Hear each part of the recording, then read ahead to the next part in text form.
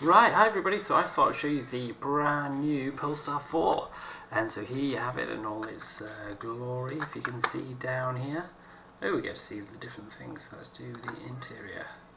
Let's do a 360 interior. So this is the coupe SUV, they're calling it. I've not seen it in the flesh, but it doesn't look too much bigger than the Polestar 2. Except no rear window. They've changed it. You've got this amazing pan roof, but you have no rear window, and instead this is a camera.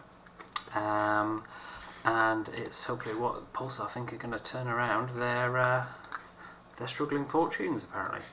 If you want it new, you're going to pay £63,000 at least, and it's available in the UK this year, later this month. So yeah, that's a lot of money, isn't it? But it is now available on NHS Fleet Solutions. So if you're new to these videos, NHS Fleet Solutions, I'll put a link in up here to how you sign up if you're an NHS organisation, or if you're public sector, you can get what's called a VPD, so a special 3-digit number that links to your employer and your salary and you will you can get quotes from them to see how much you would get. It's individual to your salary and your tax situation. There are no deals for this on Auto Trader yet because it's not out, so they're not discounting at all ish.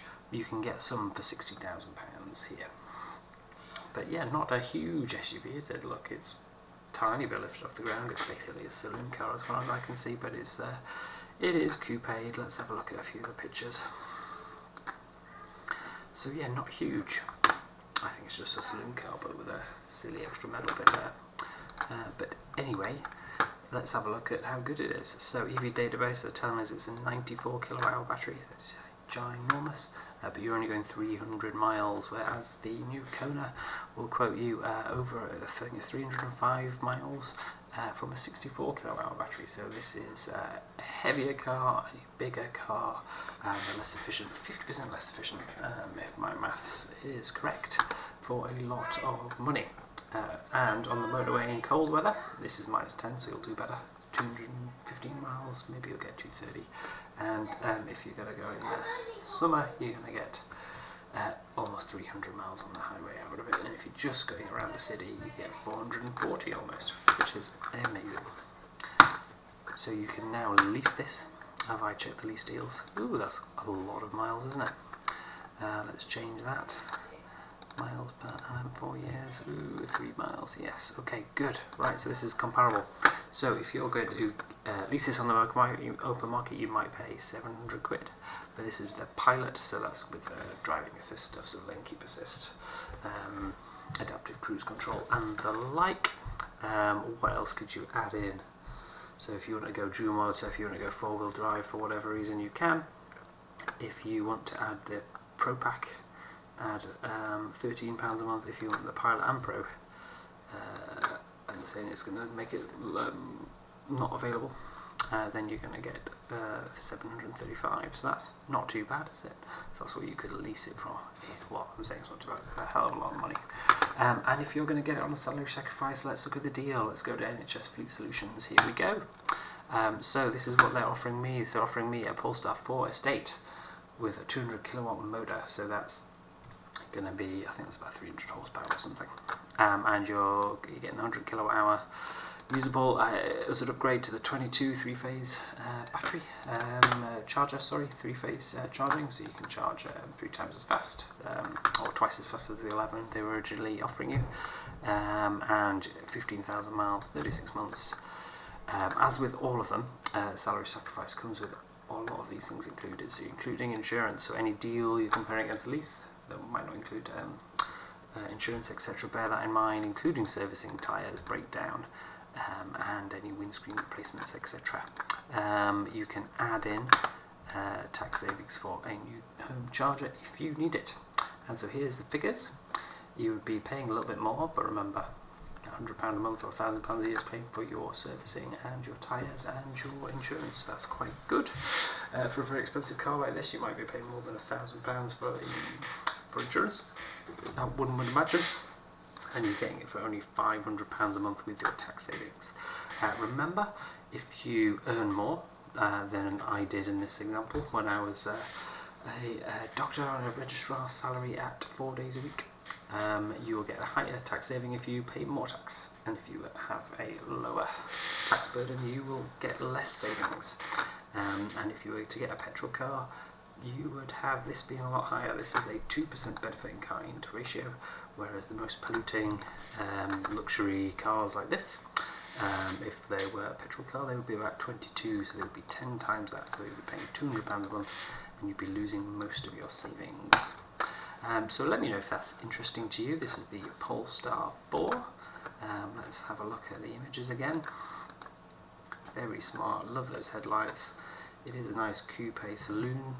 I'm calling it SUV because apparently people like SUV as a thing, although plenty of people hate that. But yeah, this is the thing that stands out as your camera. You don't have a rear window, you have a camera instead, so that's probably like a fail point potentially. Ooh, gold, look at that. Very very tacky, or amazing depending on your viewpoint. But yeah, I think this is quite exciting looking, doesn't look too grotesque, doesn't look too big. But yeah, it's an executive saloon, looks amazing. Beautiful, and I really like Polestar's headlights, like Volvo's headlights. They're sort of what they call them, Thor's hammer, Mjolnir headlights. I think they look amazing, and they're matrix LEDs as well, so you can keep your high beams on. You've got great visibility, but if someone comes the other way, it just turns off where they are and leaves your path open, and so you've got your high beams away from the other drivers, so you don't blind them, but so that you can see really well. So I think that technology is amazing, and I've seen it working with a Polestar 2 driving behind me and still having the high beams on, and I could see the road better than my headlights were showing for me. So I just thought that was kind of staggering. And this, for some reason, really appeals to me. I don't know why. Tell me if you think sunroofs or pan roofs are exciting to you.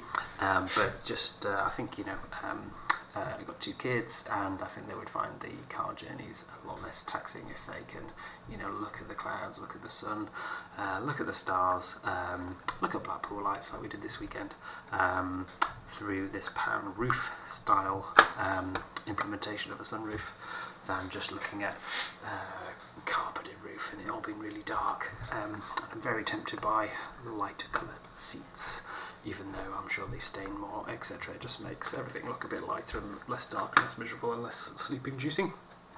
So let me know if it's interesting. Like, comment, subscribe. What other vehicles do you want to see? I tried to get a quote for a Polestar 3, which is a bigger SUV. I think it's like a Porsche Macan competitor, if you will, and I couldn't get one. They said they aren't yet releasing the prices, so they can't give me an instant quotation, so not done that today. Smashing. So yeah, I guess I'm just trying to promote people getting electric cars, because they don't create air pollution, because I think that's bad as a respiratory doctor and as a father of 2 children who have lungs. So if you have lungs, air pollution is bad for you. Because it gets in your bloodstream and it does all sorts of things, and it damages your lungs and it damages the rest of your body, etc. And there's all sorts of diseases on it. I may even do a little talk. I may do like a medical talk and upload it about all the ins and outs of air pollution, how it harms human beings and why we should avoid it. And EVs don't have a tailpipe. They don't really use the brakes. The brakes might even rust because they're so not using the brakes, and they're not actually heavier on the tyres. There's a lot of flawed methodology for tyre studies, what is random stuff from the road, etc. Actually my tyres have lasted longer than my previous petrol car, so perhaps I'm driving more gently or doing more gentle driving or something, but even so, my car's heavier, etc. It is not going through its tyres like my previous petrol Swift did, so that's a good thing. So that's other reasons why air pollution is lesser in EVs. Next is it doesn't use petrol, because petrol and its combustion is causing lots of climate change, etc. And actually UK's transport sector is the largest emitting sector in the UK because we've decarbonised power so much. EVs work really well, even if you're on long journeys, etc. The rapid charging network is absolutely fine, and so here is my playlist for all the different rapid chargers in the UK. Here is another one for all the rapid chargers on the A1, since I drive to my brother's that way etc. And I wanted to demystify people's choice for EVs. You know, oh god, the rapid charging network's not there, there's no infrastructure. Well, you've just not seen it, because there's loads, and here it is. So I'm showing that for you, I guess, giving a little bit of a mini channel update or rant about why I do this. One of my colleagues was asking me the other day, she's very nice.